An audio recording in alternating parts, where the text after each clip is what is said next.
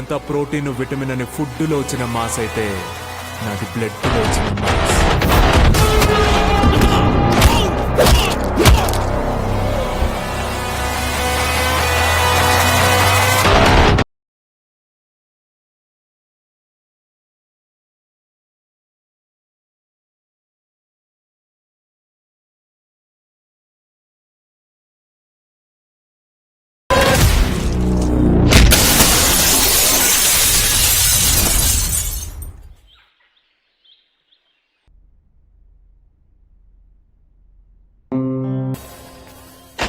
Shatrugna Salimat, Investigation Officer appointed by NAC and AICT Board of India.